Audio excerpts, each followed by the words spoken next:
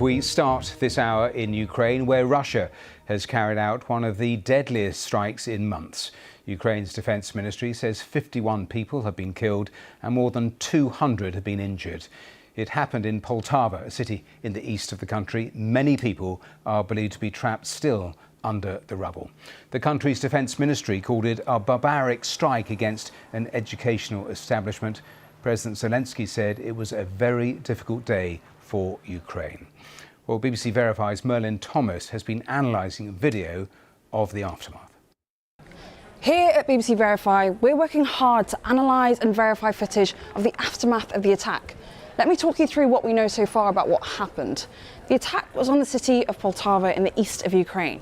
What we know are details shared by Ukrainian President Zelensky, who said a preliminary report suggests the strike was caused by 2 Russian ballistic missiles. We haven't been able to independently verify that, but we do know that chatter first started circulating across social media about the strike at around 9 a.m. UK time. Now, BBC Verify has confirmed the authenticity and location of a number of photos and videos. And in this video we verified, you can see the damage and piles of rubble scattered around the area. And you can see there's this large blown out hole in a building that's about 6 stories high. And in some of the other photos and videos we've been seeing, they're quite graphic, and we've seen what appeared to be dead bodies on the floor. And there are also what appeared to be emergency responders in the photos with stretchers and blankets. At BBC Verify, we'll continue to monitor the footage of the incident and bring you more as soon as we have it. Well, that was Merlin Thomas. Let's speak live on the programme to Alexei Goncharenko, a Ukrainian MP who's joining us. And thank you for your time here. Your reaction to what we've seen earlier today? Awful. Awful tragedy and barbaric Russian attack. And it looks like the number of victims will rise. So it's one of the deadliest single attack from Russians from the beginning of full-scale invasion. Yeah, just awful. And really all the victims mostly are young people, which is so painful. And also the hospital is damaged. And this is the one more sign that Ukraine needs as much air defense as possible and as soon as possible.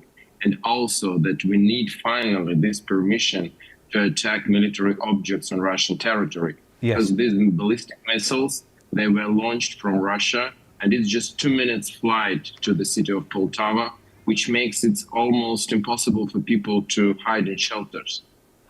I'll talk more about that point in a moment or two, but we have spoken many times through this 2-year war, but you seem genuinely shocked as you're talking to me now. Tell me a little more about Poltava. What exactly was hit today? One of the institutes and the hospital, but mostly the institute is damaged. And there were both military and civilians there, and hospital is completely civilian object.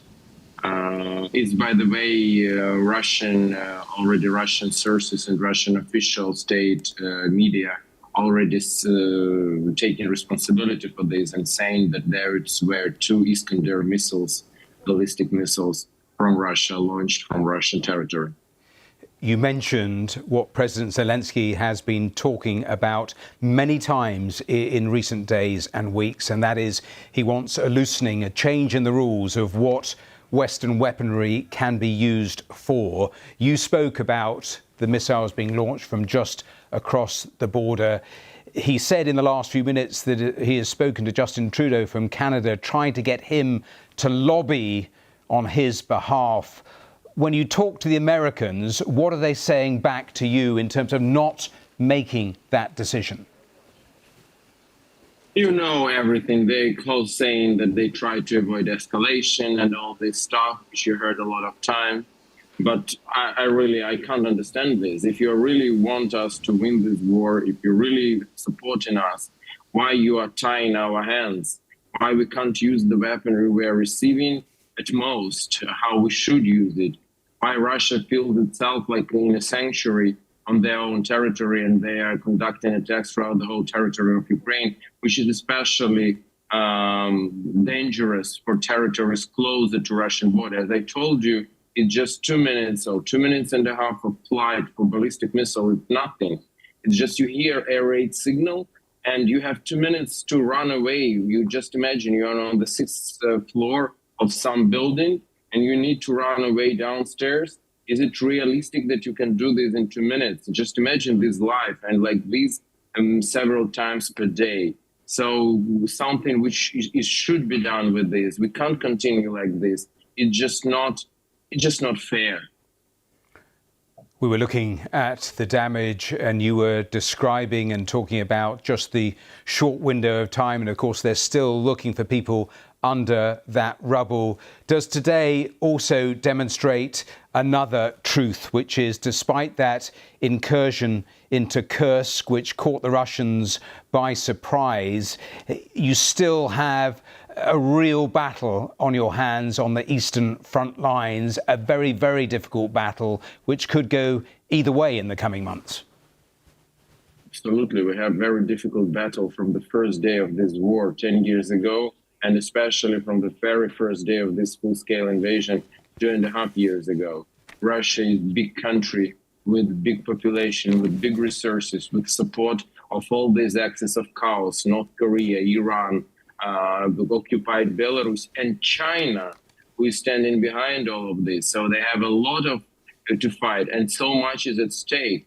So it's existential for Ukraine, but it's also existential for international order. Alexei Goncharenko, thank you for taking time to speak to us live there from Odessa.